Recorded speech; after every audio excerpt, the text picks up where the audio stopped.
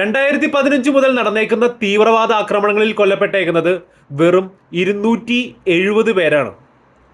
2015 മുതൽ 2025 വരെ ആൾക്കൂട്ടത്തിൽ തിക്കിലും തിരക്കിലും പെട്ട് മരിച്ചേക്കുന്നത് മൊത്തം 297 പേരാണ്. 297.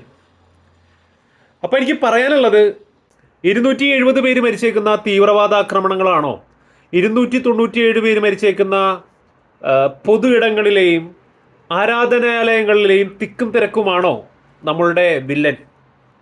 അല്ലെങ്കിൽ സിവിക് സെൻസോ അല്ലെങ്കിൽ പൊതുബോധമോ എന്തെങ്കിലും ആണോ? 145 കോടി ആൾക്കാരോളം ജീവിക്കുന്ന നമ്മളുടെ നാട്ടിൽ ഇതൊന്നും വലിയ നമ്പർ ആയിരിക്കില്ലായിരിക്കും. പക്ഷേ 5 പേരോ 6 പേരോ മാത്രം ജീവിക്കുന്ന ഒരു ചെറിയ കുടുംബത്തിൽ ഒരാൾ എന്നുള്ളത് വലിയ നമ്പറാണ്. നൂഡിൽസാണ് കൈവച്ചാൽ കഴിക്കുന്നത്. എന്തെങ്കിലും പ്രശ്നമുണ്ടോ? ഇനി ഉണ്ടെങ്കിൽ പോയി പണി നോക്കിയാൽ മതി. ഓക്കെ, നൂഡിൽസ് കൈകൊണ്ട് കഴിക്കും. വീണ്ടും സന്ധിക്കും വരെ വണക്കം.